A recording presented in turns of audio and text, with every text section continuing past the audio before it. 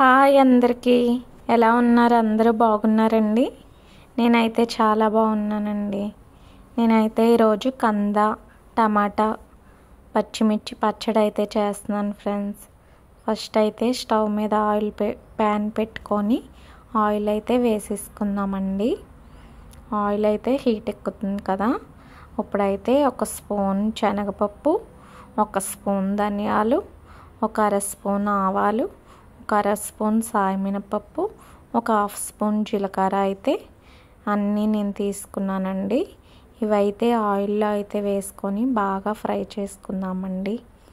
Golden brown colour వచ్చే వరకు fry చేసుకుందామండి.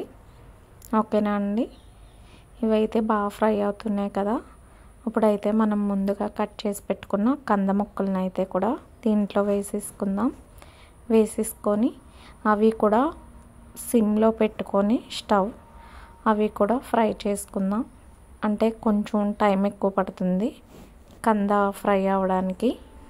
ఓన్లీ ఆయిల్లోనే ఫ్రై అవ్వాలండి. ఓకేనా అండి? ఇప్పుడైతే కొంచెం పసుపు అయితే యాడ్ చేసుకుందాం. ఒక హాఫ్ స్పూన్ పసుపు వేసుకొని బాగా అయితే ఫ్రై చేసుకుందామండి. ఇంతకీ అందరూ ఏం చేస్తున్నారు?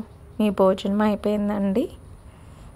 నేనైతే ఇప్పుడే వంట మొదలెట్టాను ఫ్రెండ్స్. చూస్తున్నారు కదా, ఇదైతే బాగా ఫ్రై అవుతుంది. మీడియం ఫ్లేమ్లో పెట్టుకొని బాగా ఫ్రై అయ్యేంత వరకు. కంద కొంచెం బాగా మెత్తబడాలి ఫ్రెండ్స్ ముక్క అయితే. అప్పుడే పచ్చడి చాలా టేస్టీగా ఉంటుంది. అంటే కొంచెం కుక్ అవ్వకపోయినా సరే బాగోదన్నమాట. అందుకని ఇప్పుడైతే జార్లోకి అయితే తీసేసుకుందామండి. జార్లోకి అయితే తీసేసుకొని చల్లారబెట్టుకుందాం. బాగా చల్లారబెట్టుకొని ఆ తర్వాత అయితే మిక్సీ పట్టుకుందాం. ఫస్ట్ అయితే జార్లోకి అయితే తీసేస్తున్నాను నేను.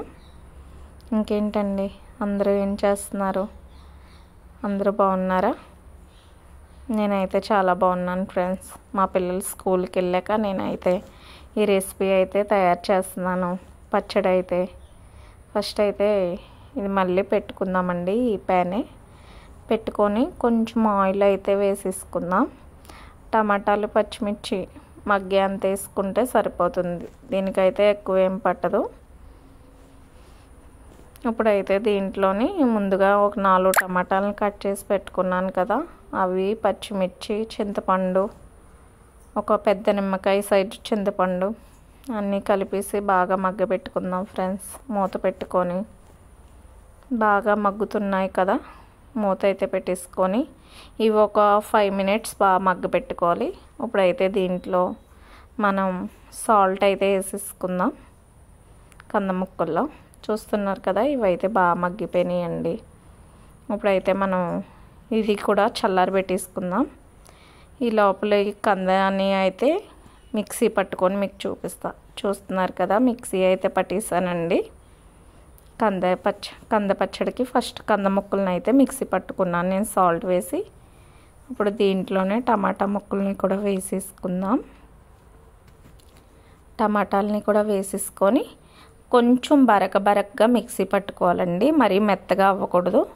మనం ఫస్ట్ కందని బాగా మెత్తగా మిక్సీ పట్టుకున్నాం కదా.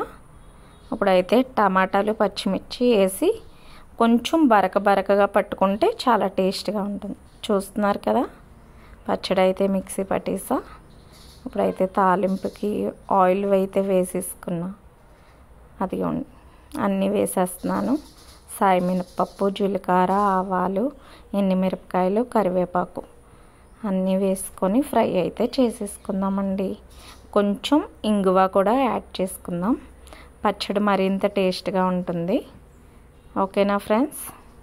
మా వీడియోస్ మీకు నచ్చినట్లయితే ప్లీజ్ అండి మా ఛానల్ని సబ్స్క్రైబ్ చేయండి, లైక్ చేయండి, షేర్ చేయండి.